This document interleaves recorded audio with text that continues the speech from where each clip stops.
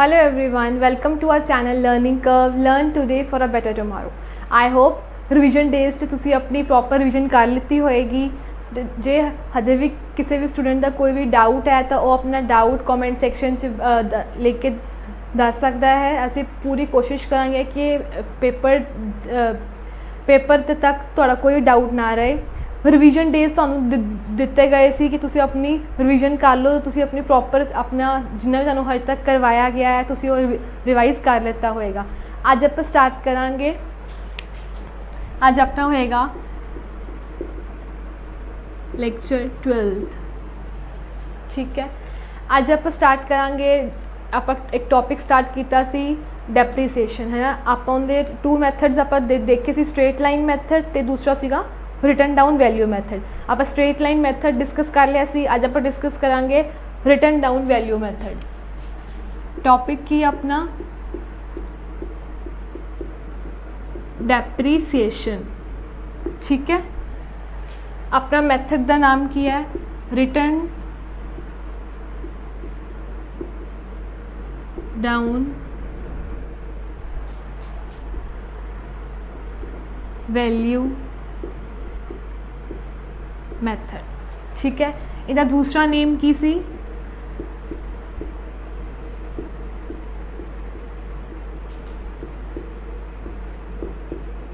Reducing balance method. ਠੀਕ ਹੈ, ਅੱਜ ਆਪਾਂ ਆ ਮੈਥਡ ਡਿਸਕਸ ਕਰਾਂਗੇ।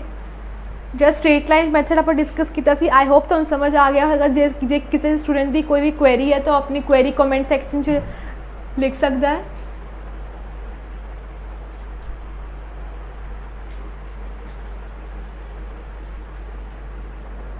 ਅੱਜ ਆਪਣਾ ਇਹ ਮੈਥਡ ਹੈ, ਅੱਜ ਆਪਾਂ ਇਹ ਮੈਥਡ ਡਿਸਕਸ ਕਰਾਂਗੇ।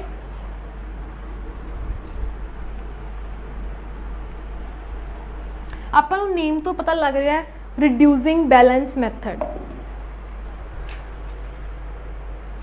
ਇਹਦੇ ਵਿੱਚ ਆਪਾਂ ਜੋ ਸਟ੍ਰੇਟ ਲਾਈਨ ਮੈਥਡ ਕੀਤਾ ਸੀ, ਆਪਾਂ ਦੇਖਿਆ ਸੀ ਕਿ ਆਪਾਂ ਹਰ ਸਾਲ ਸਿਰਫ ਇੱਕੋ ਅਮਾਊਂਟ ਹੀ ਆਪਾਂ ਹਰ ਸਾਲ ਆਪਾਂ ਡਿਕਰੀਜ਼ ਕਰਦੇ ਸੀ, ਹੈ ਨਾ। ਡੈਪਰੀਸੀਏਸ਼ਨ ਜਿਵੇਂ ਆਪਾਂ ਸਟ੍ਰੇਟ ਲਾਈਨ ਮੈਥਡ ਦੀ ਗੱਲ ਕਰ ਰਹੇ ਹਾਂ, ਜੋ ਆਪਾਂ ਡੈਪਰੀਸੀਏਸ਼ਨ ਨਿਕਾਲਦੇ ਸੀ ਕੋਸਟ ਪਲੱਸ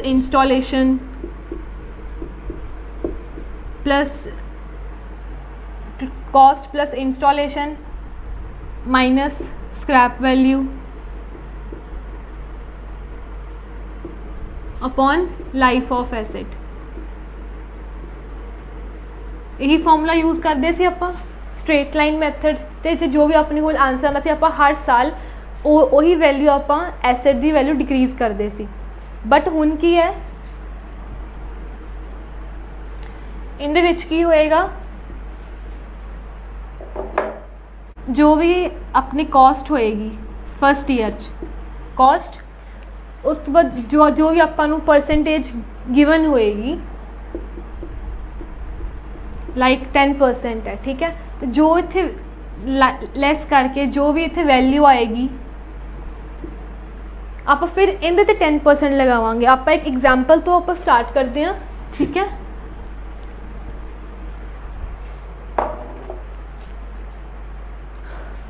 कॉस्ट है 50,000, कॉस्ट ऑफ मशीनरी है 50,000, डेप्रीसीएशन आप लगानी है 10%।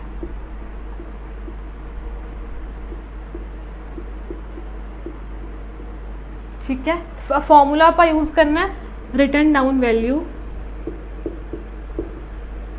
Written down value method. ਤੁਸੀਂ ਆ ਨੋਟ ਕਰੋ, ਫਿਰ ਆਪਾਂ ਦੇਖਦੇ ਹਾਂ ਆਪਾਂ ਇਹਨੂੰ ਸੋਲਵ ਕਿੱਦਾਂ ਕਰਨਾ ਹੈ।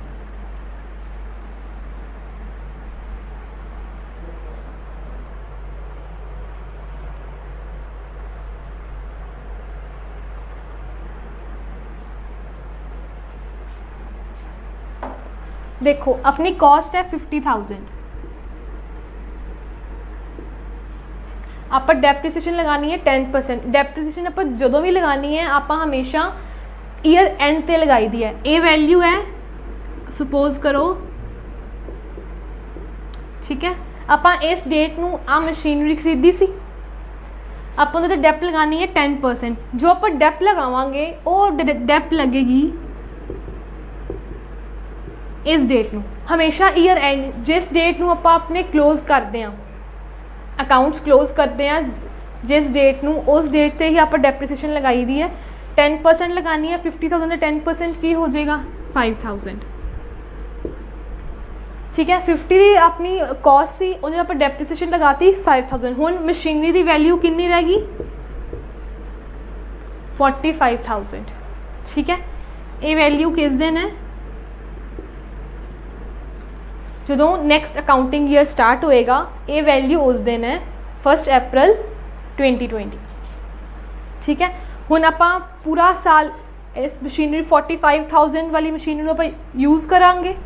ਹੁਣ ਆਪਾਂ ਡੈਪਰੀਸੀਏਸ਼ਨ ਲਗਾਵਾਂਗੇ ਇਸ ਡੇਟ ਨੂੰ 10%। ਉਹ ਜਿਹੜਾ 10% ਕਰਨਾ ਹੈ ਉਹ ਆਪਾਂ 45,000 ਦਾ ਕਰਾਂਗੇ, ਨਾ ਕਿ 50,000 ਦਾ। ਠੀਕ ਹੈ,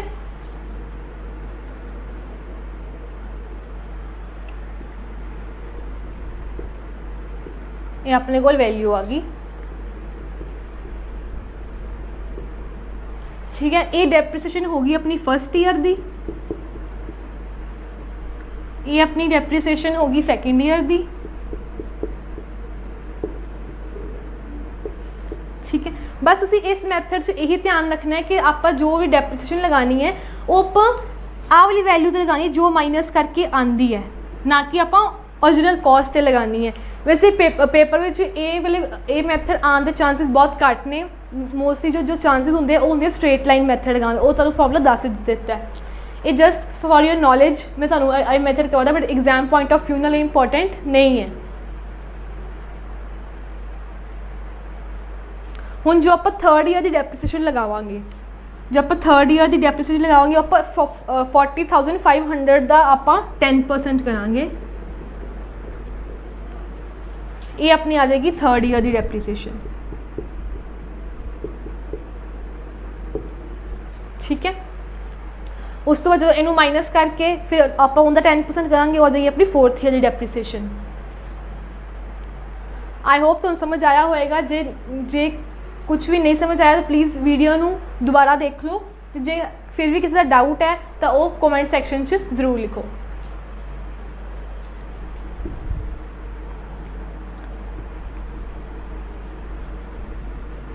पेपर पॉइंट ऑफ व्यू नाल जो मैथड इंपॉर्टेंट है वो स्ट्रेट लाइन मैथड है, पेपर च उही आंदा है।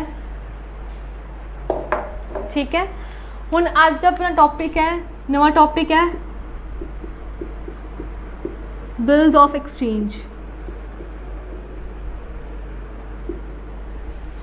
ये टॉपिक वैसे बहुत ज़्यादा वाइड है, बट आप सिर्फ तैयार करना है पेपर पॉइंट ऑफ व्यू नाल जो पेपर चाहता है। आप पेपर च बहुत आप डिस्क्रिप्टिव नहीं लिखना होंदा, पूरा सॉल्व नहीं करना होंदा, जस्ट वो एक स्टूडेंट दी सिर्फ बेसिक नॉलेज चेक करते हैं। ठीक है, कि इस बच्चे नू बेसिक नॉलेज है या नहीं। सो आप सिर्फ बिल ऑफ एक्सचेंज करांगे, सिर्फ पेपर पॉइंट ऑफ व्यू नाल जिन्ना मैं करवावांगी सिर्फ उसी उन्ना ही तैयार करना है। ठीक है,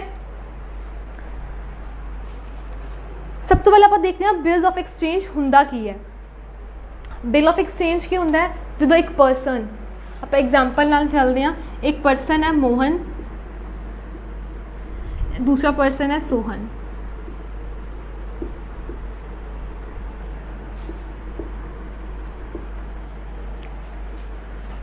मोहन ने सोहन नू कुछ सेल किया। ठीक है, इन्हें की किया सेल किया, मीनस सोहन ने खरीदिया, सोहन की है परचेजर। हुण सोहन कह रहा है कि मेरे को हुण हजे कैश नहीं है, मैं जी पेमेंट है वो मैं तुहानू 2 मंथ्स या 3 मंथ्स 4 मंथ्स तक तो बाद देवांगा। ठीक है, मोहन कहता ठीक है, मैं तू मैंने पेमेंट है जी वो कुछ टाइम बाद 2 मंथ्स 3 मंथ्स बाद दे दी। ठीक है, फिर मोहन की करेगा, एक बिल ऑफ एक्सचेंज बनाएगा, एक बिल बनाएगा, उनदे विच वो लिखेगा कि आफ्टर 3 मंथ्स सोहन ने मैनू कुछ भी अमाउंट देनी है। ठीक है, सब तो पहले आप इहदी डेफिनेशन देख लेने कि बिल ऑफ एक्सचेंज की डेफिनेशन की है। ਜਿਹੜੀ बिल ऑफ एक्सचेंज की डेफिनेशन है वो कितने लिखी गई है सेक्शन 5 ऑफ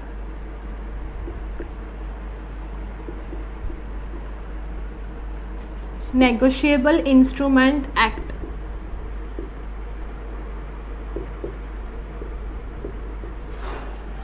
ये बहुत इंपॉर्टेंट है, नोट कर लो, आप पेपर च आ सकता है कि बिल ऑफ एक्सचेंज की डेफिनेशन है वो किहड़े सैक्शन च दिती गई है, section 5 of negotiable instrument act.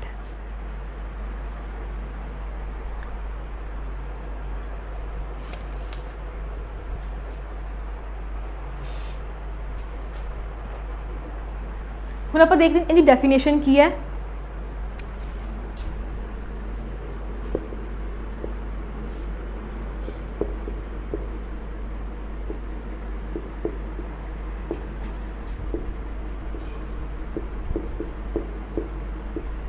An instrument in writing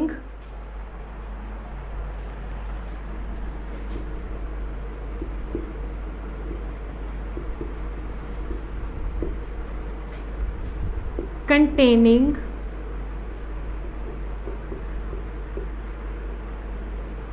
an instrument in writing containing an unconditional order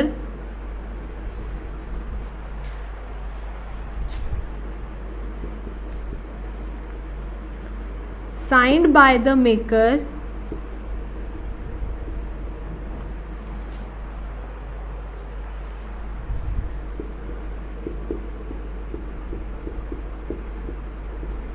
directing a certain person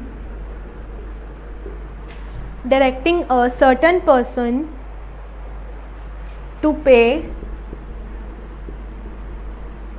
a sum of money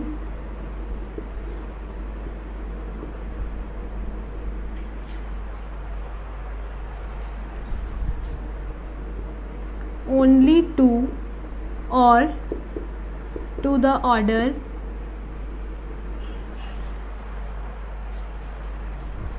of person or to the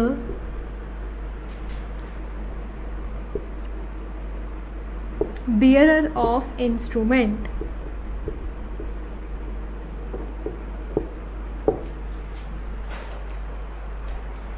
An instrument in writing containing an unconditional order signed by the maker directing a certain person to pay a sum of money only to or to the order of person or to the bearer of the instrument।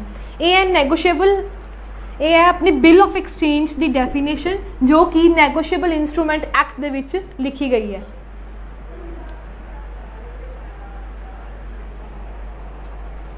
सब तो पहले एक ही होंदा है एक an instrument in writing. Bill of exchange की है, एक इंस्ट्रूमेंट है, एक पेपर होंदा है, इन राइटिंग होंदा है, मीनस आपां लिखिया होंदा है, ऑरल नहीं होंदा कि ये तो जो पर्सन है सोहन ये मोहन नू 2 मंथ्स बाद पेमेंट देगा, ऑरल नहीं रिटन च लिखिया होंदा है। An instrument in writing containing N unconditional order.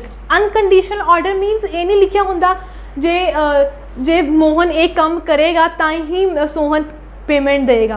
Unconditional मतलब कोई भी कंडीशन नहीं होनी चाहिए, ठीक है। Sign by the maker means जो भी इस बिल ऑफ एक्सचेंज नू बनाएगा, ठीक है। मेकर मीनस बनाने वाला, मेकर वो साइन करेगा नीचे अपने, जिवें मोहन बनाएगा तो मोहन अपने साइन करेगा। Directing a certain person mean direct मीनस उन्होंने कहना किस नू सोहन नू, मोहन सोहन नू कहेगा कि इस इंस्ट्रूमेंट दे अकॉर्डिंग मोहन सोहन नू कह रहा है कि एक तू मैनू कुछ मंथ्स बाद एक पेमेंट देगा। Directing a certain person, Mohan Sohan नू की कर रहा है, डायरेक्ट कर रहा है, direct a certain person to pay a some of money, जो भी इस इंस्ट्रूमेंट के ऊपर जो भी अमाउंट लिखी होएगी 8000 10,000 जो भी अमाउंट लिखी होएगी वो तू मैनू फ्यूचर च पे करेगा। और to the bearer of the instrument, यह ज़रूरी नहीं है कि जे मोहन है तो मोहन हो सकता है कि जोड़ा वो इंस्ट्रूमेंट है मोहन अगे किसी होर नू दे दे, फिर सोहन नू की होएगा, सोहन नू पेमेंट दूसरे परसन नू देनी पएगी। ठीक है, और आप डिटेल से आप डिस्कस करते हैं, तुसी डेफिनेशन नोट कर लो इनकी। बस तुसी ये जरूर ध्यान रखना है कि इन राइटिंग होंदी है हमेशा ते अनकंडीशनल ऑर्डर होंदा है। अनकंडीशनल ऑर्डर मीनस कोई भी कंडीशन नहीं लगी होंदी।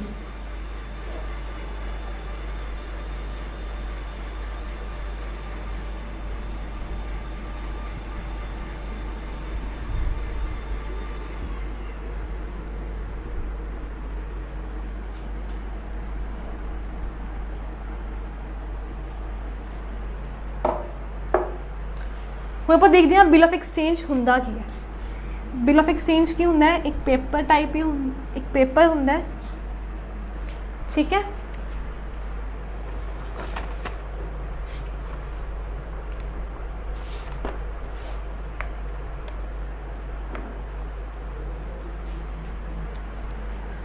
सब तो पहला ऊपर अपना जो बिजनेस है उनका एड्रैस, अपना बिजनेस कित्थे है, मैंने लिख दी Mohan address.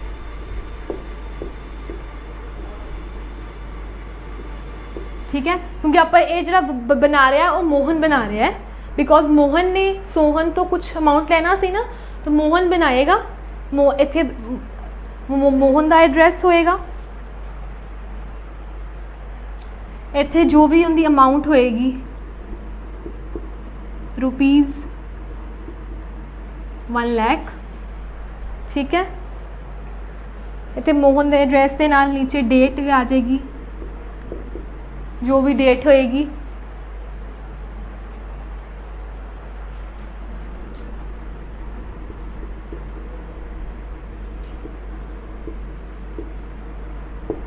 Three months after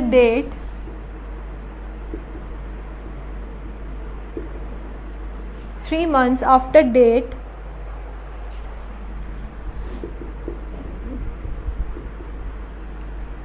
pay to Mohan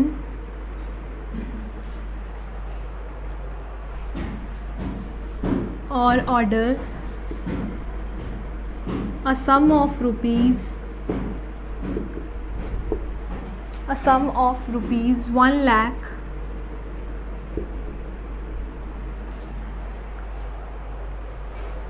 for value received।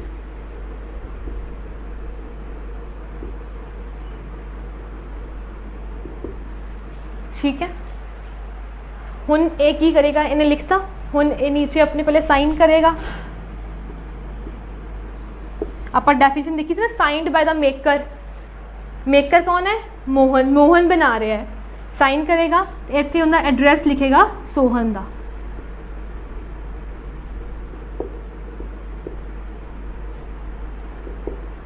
ठीक है, मोहन ने बनाया, साइन किते, सोहन को भेजा। हुन सोहन की करेगा, सोहन इत्थे साइन करेगा अपने, तो वापस किनू दे देगा, मोहन नू।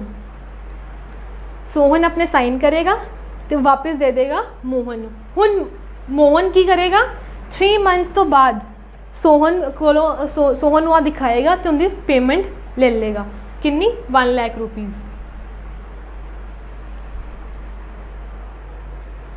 ठीक है, इतना समझ आ गया।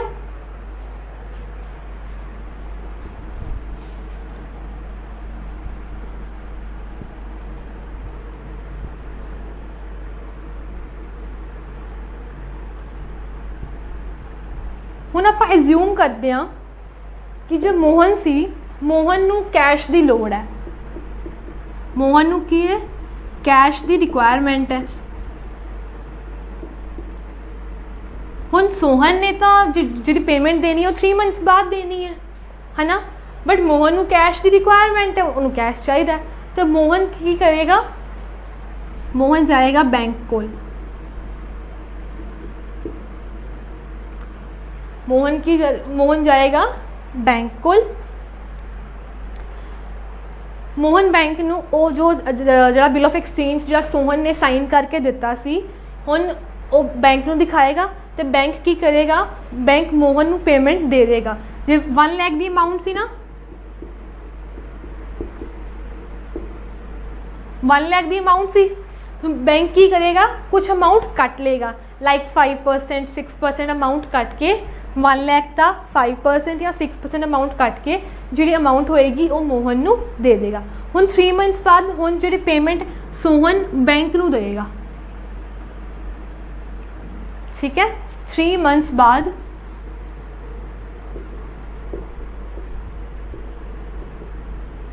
आफ्टर 3 मंथ्स हुण पेमेंट सोहन बैंक नू देगा, बिकॉज मोहन नू तो देनी नहीं, क्योंकि मोहन नू तो मिल गए, मोहन ने तो बैंक तो ले ले। आप इस प्रोसैस नू की कहने आ, जो मोहन ने बैंक तो बिल नू की करवाया उस आप चीज़ नू कहने आ bill discounted, bill discounted. Mohan ने बैंक नू बिल दी बिल ऑफ एक्सचेंज दिखाया तो उन्होंने पेमेंट मिल गई, उस चीज़ नू आपां की कहने आ बिल डिस्काउंटेड। तो जो अमाउंट वो 5 या 6% जो भी बैंक कटदा है, ठीक है, आपां उन्होंने की कहने आ डिस्काउंटिंग चार्जेस, डिस्काउंटिंग चार्जेस। जो भी वो 5% या 6% बैंक जो भी कटदा है, ठीक है, आप उन्होंने क्या की है डिस्काउंटिंग चार्जेस। हुण आफ्टर 3 मंथ सोहन जो पेमेंट देगा वो देगा बैंक नू।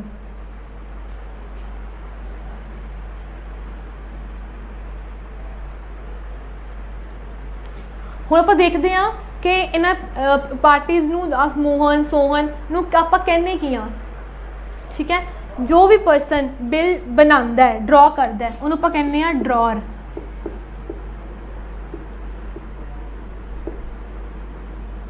ठीक है। मोहन ने बिल बनाया सी ना तो अपन की कवांगे ड्रॉर। जो परसन एक्सेप्ट करता है, एक्सेप्ट मीनस सोहन ने अपने साइन करके नीचे लिख दिते सी ना, आप जो देखिया सी बिल ऑफ एक्सचेंज सोहन ने साइन करके दिता सी कि मैं तुहानू 3 मंथ्स बाद पेमेंट कर दांगा, ठीक है, उन्होंने कहने आ ड्रॉई। हुण लास्ट ते जिस परसन को पेमेंट मिलनी है, सब तो लास्ट ते जो सोहन पेमेंट देगा जिन्होंने पेमेंट मिलनी है, आप उन्होंने की कहने आ पेई।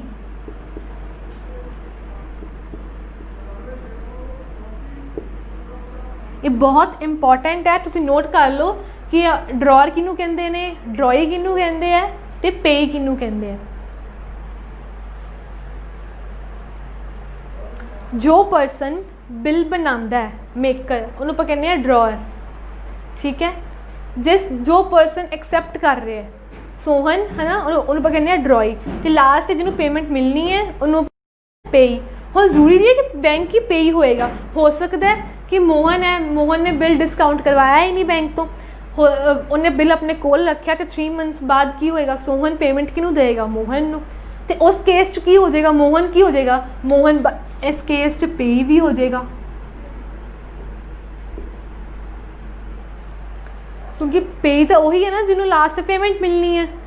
तो हो सकता है कि मोहन डिस्काउंट करवाया ही ना, अपने कोल ही रखे, फिर उस केस मोहन की हो जाएगा पेई। तो अगर मोहन ने डिस्काउंट करवा लिया हुण लास्ट से तो पेमेंट बैंक को मिलनी है, उस केस बैंक की हो जाएगा पेई।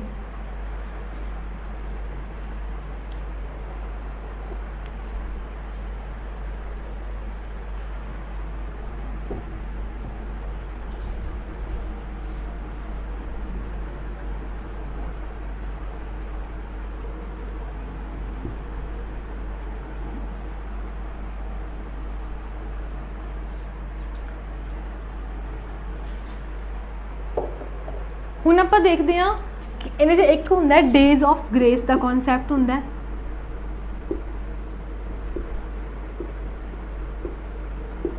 डेज ऑफ ग्रेस, ठीक है। वही आप एग्जाम्पल लेने मोहन सोहन वाली।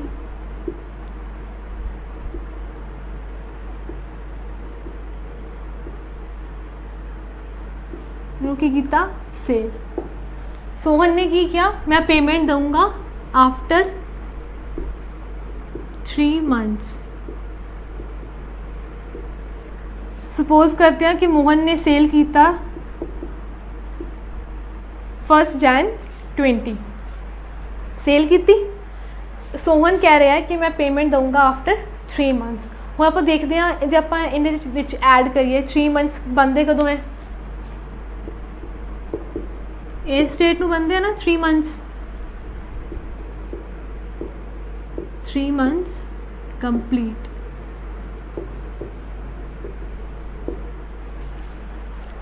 ਇਸ ਡੇਟ ਨੂੰ ਆਪਣੇ 3 months ਕੰਪਲੀਟ ਹੁੰਦੇ ਆ। ਹੁਣ ਕੀ ਹੁੰਦਾ ਹੈ, ਆਪਾਂ ਐਡ ਕਰਦੇ ਹਾਂ ਵਿੱਚ 3 days ਗ੍ਰੇਸ ਦੇ, ਇਹਨੂੰ ਆਪਾਂ ਕਹਿੰਦੇ ਆ ਗ੍ਰੇਸ ਡੇਜ਼।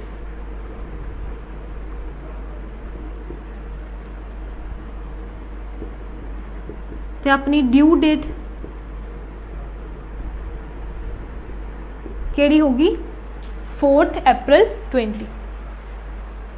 ਜਦੋਂ ਵੀ ਕੋਈ ਬਿਲ ਆਫ ਐਕਸਚੇਂਜ ਹੁੰਦਾ ਹੈ ਉਦੋਂ ਆਪਾਂ ਵਿੱਚ 3 days ਜ਼ਰੂਰ ਐਡ ਕਰਦੇ ਹਾਂ, ਉਹਨੂੰ ਆਪਾਂ ਕਹਿੰਦੇ ਆ ਗ੍ਰੇਸ ਡੇਜ਼। ਤੇ ਜੋ ਆਪਾਂ 3 days ਐਡ ਕਰਕੇ ਜਿਹੜੀ ਡੇਟ ਆਉਂਦੀ ਹੈ ਉਹਨੂੰ ਆਪਾਂ ਕਹਿੰਦੇ ਆ ਡਿਊ ਡੇਟ। ਠੀਕ ਹੈ,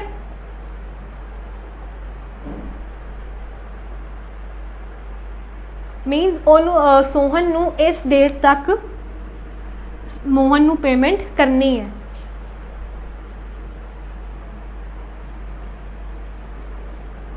ਇਹ ਨੋਟ ਕਰ ਲਓ।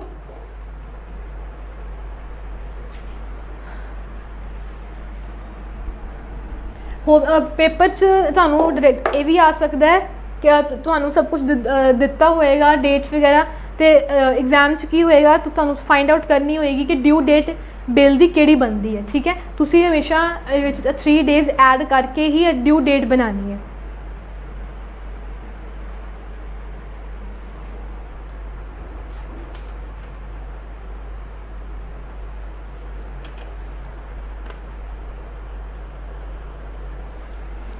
एक बिल ਹੁੰਦਾ ਹੈ bill payable on demand, payable on demand. Payable on demand ਦਾ ਮੀਨਸ ਕੀ ਹੋਇਆ, ਜਦੋਂ ਮੋਹਨ ਸੋਹਨ ਨੂੰ ਬਿੱਲ ਦਿਖਾਏਗਾ ਕੁਝ ਟਾਈਮ ਬਾਅਦ ਤਾਂ ਸੋਹਨ ਨੂੰ ਉਸੇ ਵੇਲੇ ਹੀ ਉਹਨੂੰ ਪੇਮੈਂਟ ਦੇਣੀ ਹੋਏਗੀ ਮੋਹਨ ਨੂੰ। ਉਸ ਕੇਸ ਵਿੱਚ ਆਪਾਂ 3 days ਐਡ ਨਹੀਂ ਕਰਾਂਗੇ, 3 days ਐਡ नहीं करांगे। ठीक है, the bill payable on demand, बस इन्ना ध्यान च रखना है कि जिहड़ा बिल पेएबल ऑन डिमांड होएगा, जिहड़ा भी बिल पेएबल ऑन डिमांड होएगा उस 3 days आपां ऐड नहीं करने। ठीक है, पेपर च डायरैक्टली क्वेश्चन आ सकता है, तुसीं बिल दी ड्यू डेट फाइंड करनी होएगी, उंज आपां 3 days ऐड करके तो बिल दी आपां ड्यू डेट निकाल लांगे। नेक्स्ट आपका कुछ इंपॉर्टेंट पॉइंट्स है, ड्यू डेट है। ठीक है, ड्यू डेट कोई भी डेट हो सकती है। एज्यूम करो उस दिन संडे है, संडे है और पब्लिक हॉलीडे,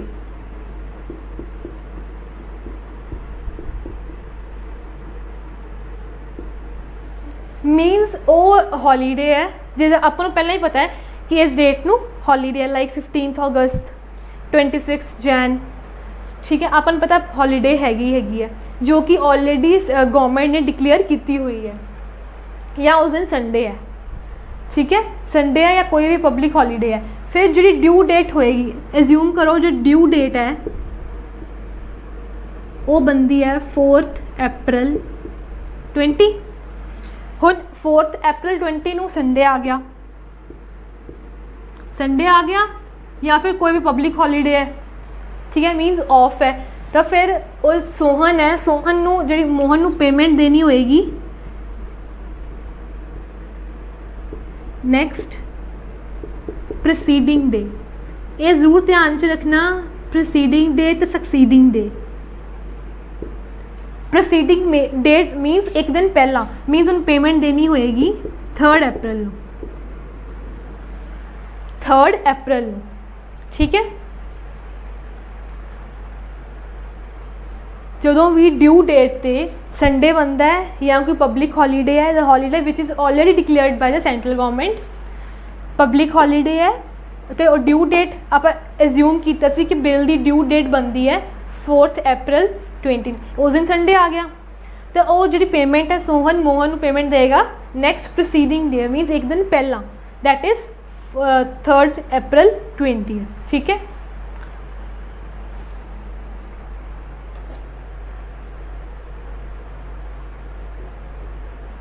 ड्यू डेट का मीनस इन्हें यही है कि आप ऑलरेडी 3 डेज आप ऐड किए हुए हैं, ठीक है। ड्यू डेट का मीनस ये होंगे कि आप 3 डेज ऑलरेडी ऐड किए हुए, जितने भी वर्ड ड्यू डेट आएगा आप यही अज्यूम करना है कि आप 3 डेज ग्रेस वाले ऐड किए हुए हैं, ठीक है।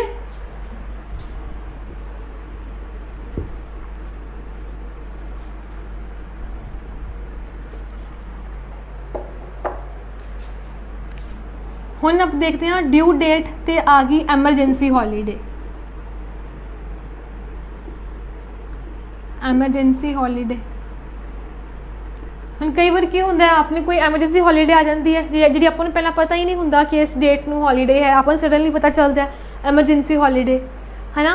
उस दिन की होएगा, जो पेमेंट करनी होएगी वो होएगा next succeeding day, next succeeding day, succeeding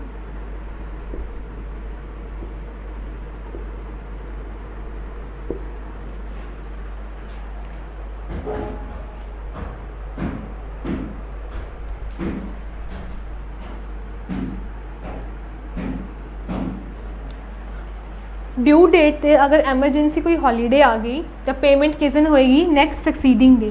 आप एग्जाम्पल लेने ड्यू डेट सी अपनी 4 April 20, हुण इस दिन की हो गया एमरजेंसी हॉलीडे आ गई तो पेमेंट किस दिन होएगी 5 April, ठीक है। ये चीज़ तुसी ज़रूर ध्यान च रखनी है, पेपर च डायरैक्ट क्वेश्चन आ सकता है कि अगर ड्यू डेट में एमरजेंसी हॉलीडे है तो पेमेंट किस दिन आपां नूं मिलेगी, that is next succeeding day.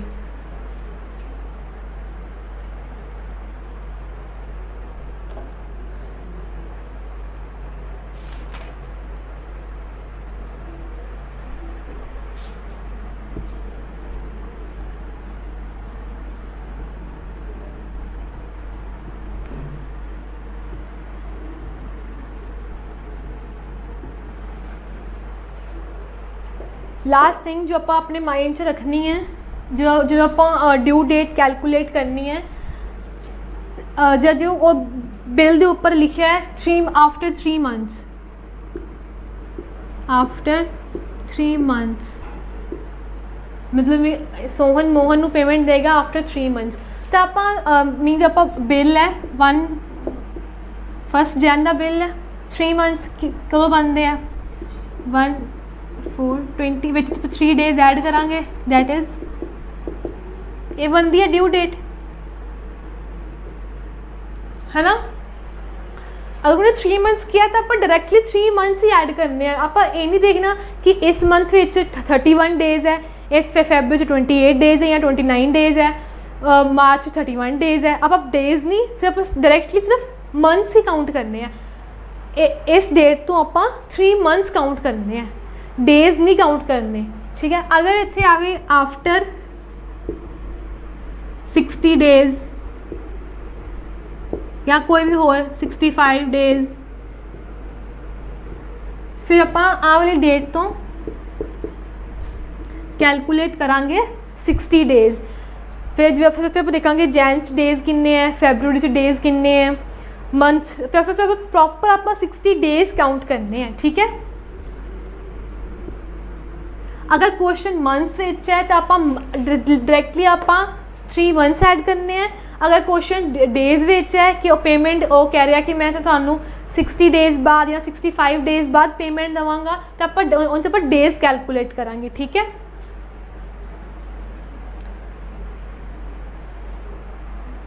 Days calculate करके जो भी आई है उन्हें आप 3 days ऐड करांगे, ग्रेस डेज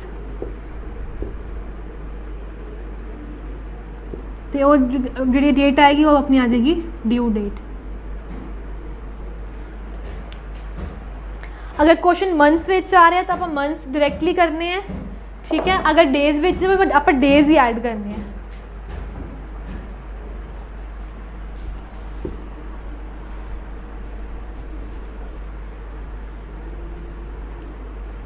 ये सी अपना टॉपिक बिल ऑफ एक्सचेंज। बस तुहानूं जिन्ना करवाया गया है तुसीं उन्ना ही अपने माइंड च रखना है, बहुत डीप जान की लोड़ नहीं हैगी, बिकॉज पेपर सिर्फ MCQs टाइप ही क्वेश्चन आते हैं, उन्हें सिर्फ स्टूडेंट की बेसिक नॉलेज चैक करनी होंगी है, ठीक है। आपने टॉपिक डेप्रीसीएशन बिल्स ऑफ एक्सचेंज अपना हो गए। अज आप एक होर छोटा टॉपिक आप डिस्कस करांगे, वो है फाइनल अकाउंट। आप डिस्कस किया सी फाइनल अकाउंट कदों बनता है। फाइनल अकाउंट तुहानूं बनाना नहीं सिखाना, बिकॉज पेपर च आप बनाना नहीं है, सिर्फ MCQs आते हैं। तो वैसे तो फाइनल अकाउंट तुहानूं वैसे लोड़ तो नहीं हैगी, बट सिर्फ तुहाडी बेसिक नॉलेज लिए मैं तुहानूं प्रॉपर फॉर्मेट दसांगी कि एक बंदा किवें है, ठीक है। आप डिस्कस किया सी सब तो पहला की बनता है जर्नल, जर्नल तो बाद की बनता है लेजर, लेजर तो बाद बनता है ट्रायल बैलेंस, ठीक है। आ तीनों पर आप डिस्कस कर चुके हैं, जर्नल भी कर लिया, लेजर भी कर लिया, ट्रायल बैलेंस भी कर लिया। उस तो बाद आता है फाइनल अकाउंट्स, उस पर आता फाइनल अकाउंट्स। फाइनल अकाउंट्स से दो चीज़ें बनती हैं,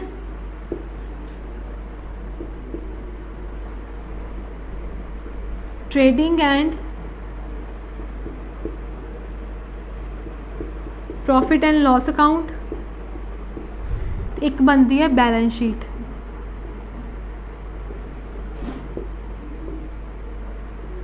एक बनती है बैलेंस शीट, ठीक है। फाइनल अकाउंट्स दो चीज़ें बनती हैं, trading and profit and loss account, एक बनती है बैलेंस शीट। ये इकट्ठा ही बनता है, ये तो बाद च बनता है। जे अपने को ए बनया होएगा तो ही आप ए बना पावांगे, ठीक है।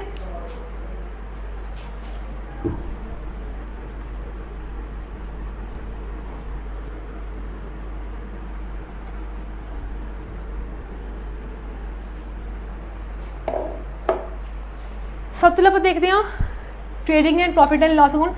सिर्फ मैं तुहानूं फॉर्मेट दसांगी कि बंदा किवें है, ठीक है। आप पूरा सॉल्व नहीं करना।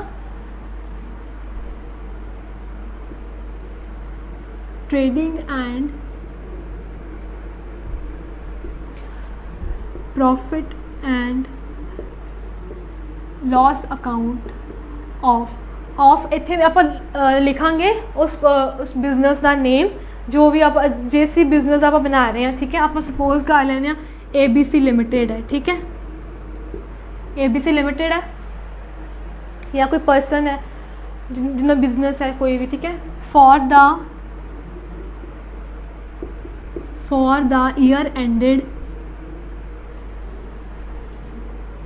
आप इत्थे लिखांगे आप किहड़े ईयर का बना रहे हैं। फॉर द ईयर एंडेड 31 मार्च 2020, ठीक है। इनका ये ऊपर लिखना होंगे। वैसे तो सिर्फ थोड़ी बेसिक नॉलेज ली तो तुहानूं मैं दस रही हाँ। फिर इनका फॉर्मेट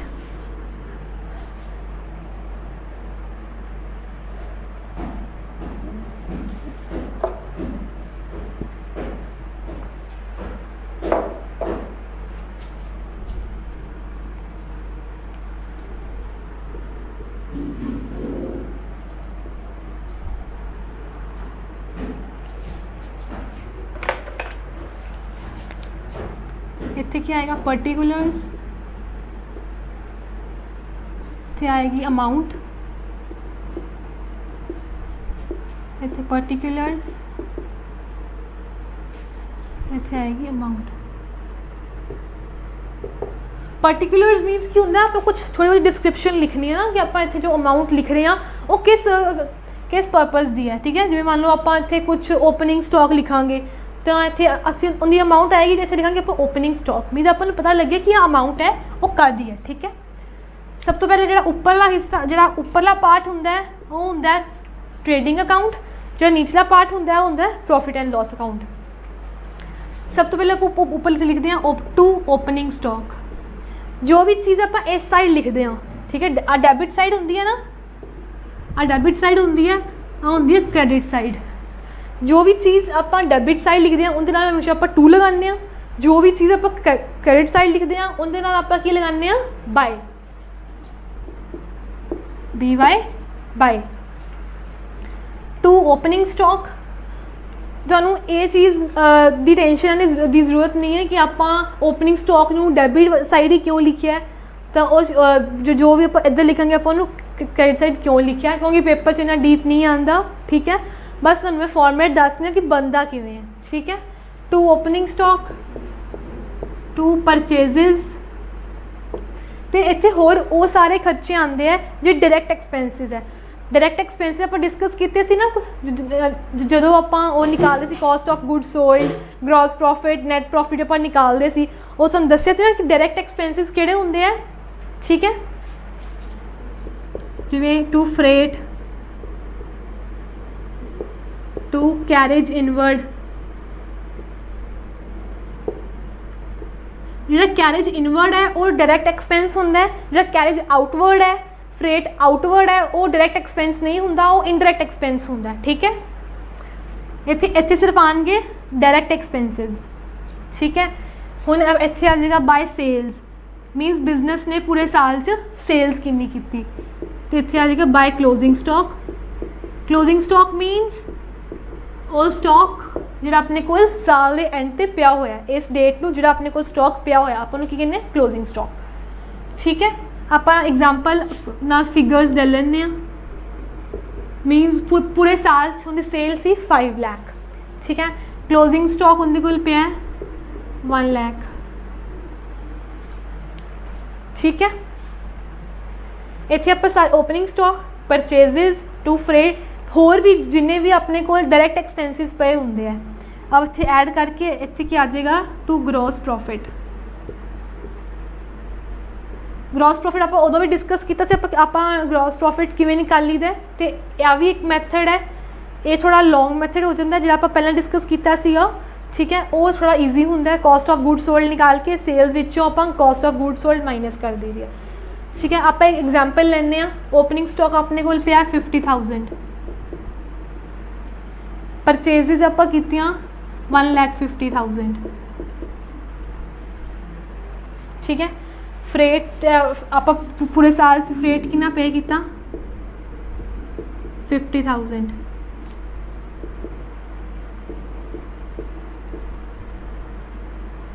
कैरेज 50,000, ठीक है।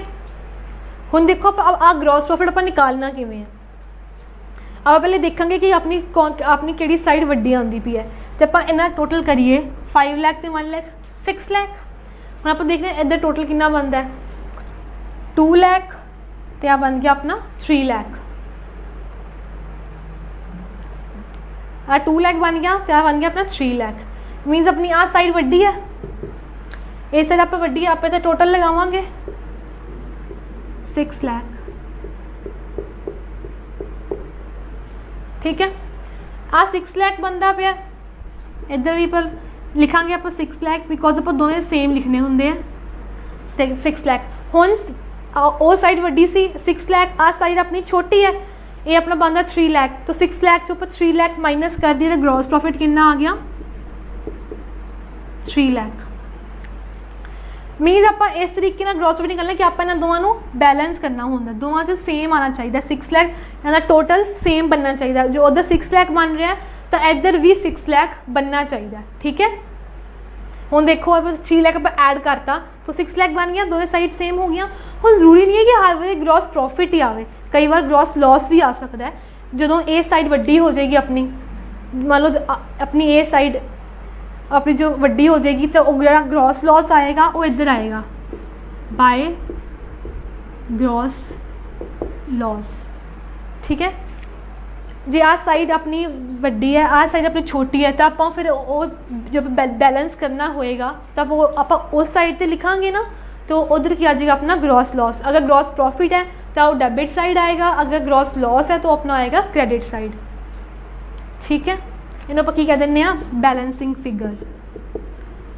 मीनस आपां इन्हूं बैलेंस करन लई आ फिगर लिखदे आ ना कि दोनों दा टोटल सेम हो जाए 6 लाख है ना।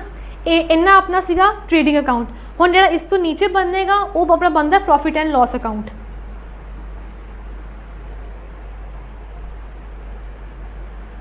हुण प्रॉफिट एंड लॉस अकाउंट किवें बनता है, जिहड़ा भी अपना ग्रॉस प्रॉफिट है इन्हूं आपां उस साइड लैके जावांगे, लिखांगे बाय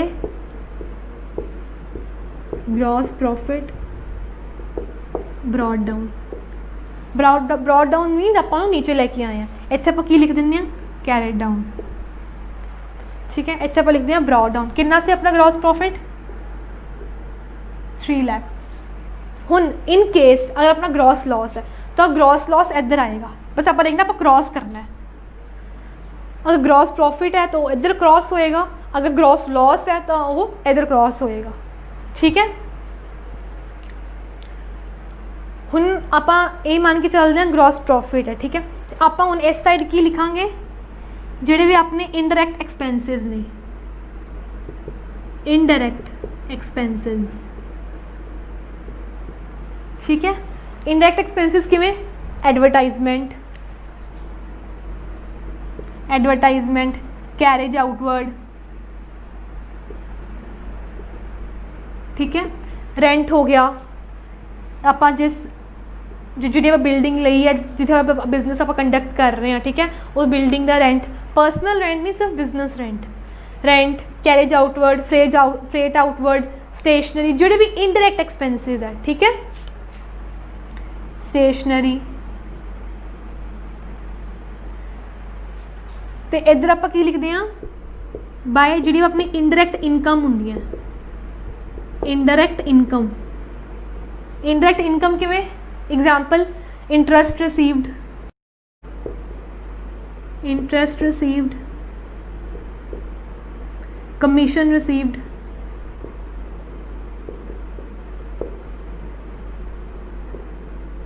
जिहड़ियां भी बिजनेस दियां इनकम्स होंदियां, इनडायरैक्ट इनकम्स होंदियां जिहड़ियां, इंटरस्ट रिसीव्ड, कमीशन रिसीव्ड। ठीक है, हुण आपां देखना है कि हम आप फिर इन्होंने टोटल करना होएगा। ठीक है, मैं आप मीनस अपना टोटल इधर आया अपना 7 लाख, नहीं इधर अपना टोटल बनता पे है 4 लाख। ठीक है, आप एग्जाम्पल ले रहे हैं कि आप इन्हों लैक मान लिया इनडायरैक्ट इनकम,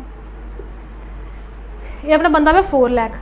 आप इधर भी 4 लाख ही लिखांगे क्योंकि आप सेम करना है, आप सेम करना है ना। 4 लाख।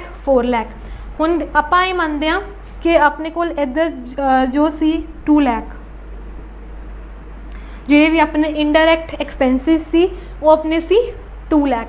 हुण फिर वो साइड वड्डी होगी, ये साइड छोटी। हुण अपन बैलेंस करना है, आप इत्थे की ऐड करांगे 2 लाख आप ऐड करांगे तां ही अपना 4 लाख बनेगा। ये चीज़ आप ऐड करके इस चीज़ में की कवांगे नैट प्रॉफिट।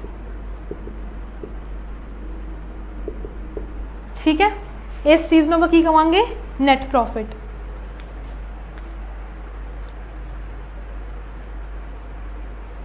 हुण अगर जे अपनी ए वाली साइड वड्डी होंदी आप उधर कुछ ना कुछ ऐड करना होंदा दोनों साइड्स नू बैलेंस करन लई, सेम करन लई, तो फिर वो इधर आंदा बाय नैट लॉस। ठीक है, इत्थे अपना की आ गया 2 नैट प्रॉफिट। जे उधर आंदा तो आना से अपना बाय नैट लॉस। ये से अपना trading and profit and loss account.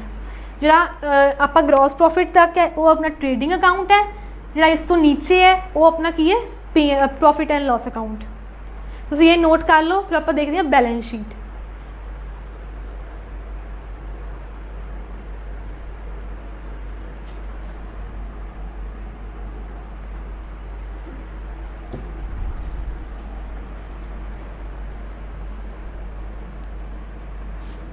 ये सिर्फ तुहानू सिर्फ बेसिक नॉलेज ਲਈ ही करवा रहे हैं। वैसे तुहानू ग्रॉस प्रॉफिट नैट प्रॉफिट निकालना वो तुहानू पहला भी दसिया गया किवें निकालना है। वो मैथड थोड़ा ईजी हुंदा है, ये बहुत लेंथी मैथड हो जाता है।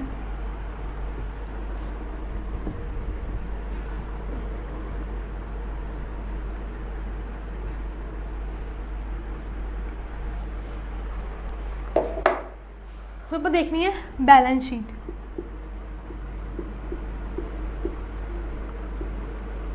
बैलेंस शीट ऑफ वही बिजनेस का नेम एज एट या एज ऑन 31 मार्च 20। ठीक है,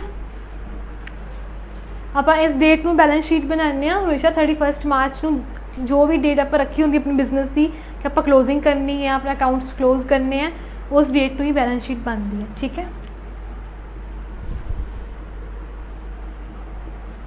हम अब देखते हैं दा फॉर्मेट की है।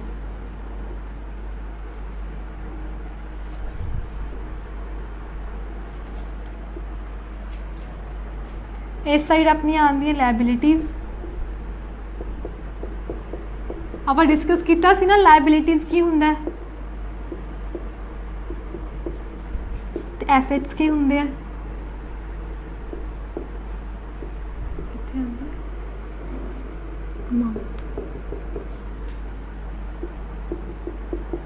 ठीक है, एसेट साइड आप लिखते हैं जी अपने एसेट्स होंगे हैं फिक्सड करंट। ठीक है, जिमें कैश,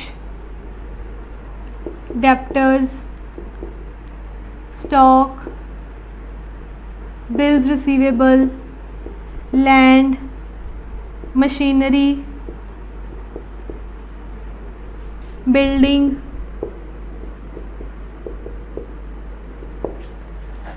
ठीक है, लास्ट पे आप करते हैं ना टोटल लगाने हैं। इस साइड आप लिखते हैं, सब तो पहले लिखते कैपिटल। कैपिटल की से आप डिस्कस किया से कैपिटल की होंदा है वो अमाउंट जिस अमाउंट नाल एक पर्सन अपना बिजनेस स्टार्ट करता है उन्होंने कहने कैपिटल। हुण इन्हें च आप ऐड की करना है, ऐड आप की करना है जो आप प्रॉफिट एंड लॉस अकाउंट आप सब तो लास्ट निकाले थे ना नैट प्रॉफिट, आप ऐड करना होंदा है नैट प्रॉफिट। ठीक है, जे परसन दी कोई ड्राइंग्स ने, ड्राइंग्स की होंदा आप डिस्कस किया से ड्राइंग्स की होंदा है जो अमाउंट एक पर्सन विड्रॉ करता है अपने पर्सनल यूज़ लिए। ठीक है, इतने पर लिखा माइनस करांगे ड्राइंग्स मीन आप मन के चलते अपनी कैपिटल सी 5 लाख, नैट प्रॉफिट अपना 2 लाख आया सी, कितना हो गया 7 लाख। ड्राइंग्स होंदियां सी 50,000 तो अमाउंट कितनी आ गई 6,50,000। ठीक है, कैपिटल तो बाद की आंदा अपनी लाइबिलिटीज़। लाइबिलिटीज़ केड़ियां हो गई जिवें creditors, bills payable, bank loan. ठीक है, ये अपने की ने बैंक लाइबिलिटीज़। देखो बैंक लोन है, जी बैंक लोन है वो अपना इत्थे शो करांगे। अगर आप बैंक का इंटरस्ट पे किया है ना, आप जो बैंक लोन लिया तो आप इंटरस्ट भी पे करना ही पएगा, तो वो इंटरस्ट ऑन बैंक लोन वो कितने आएगा, वो अपना आएगा प्रॉफिट एंड लॉस अकाउंट च, जिथे आप इनडायरैक्ट एक्सपेंसिस लिखते सी ना प्रॉफिट एंड लॉस अकाउंट जिथे आप इनडायरैक्ट एक्सपेंसिस लिखे सी वो उत्थे आएगा। ठीक है, क्योंकि क्या अपना उस अपना की है बिजनेस का खर्चा है बैंक इंटरस्ट ऑन बैंक। ये अपनी लाइबिलिटीज़ अपने एसेट्स लास्ट आप करा इन्हों टोटल, तो ये जो टोटल है इन्होंने दोनों का सेम आना चाहिए। अगर अपना सेम नहीं आता ना मीनस आप किते ना किते कोई मिसटेक की है, क्योंकि हमेशा दोवें बैलेंस टोटल सेम आता है। ठीक है, सो ये से अपना अज का लैक्चर। आई होप तुहानू समझ आया होएगा। ये सिर्फ मैं तुहानू बेसिक नॉलेज लिए ही मैं तुहानू करवाया, क्योंकि अपना नैक्सट टॉपिक है वो अपना है रेशियो एनालिसिस आप करांगे। रेशियो वाला टॉपिक उनकी तुहानू इनकी थोड़ी बहुती नॉलेज चाहिए है। ठीक है, सो मिलते हैं आप नैक्सट लैक्चर। Thank you.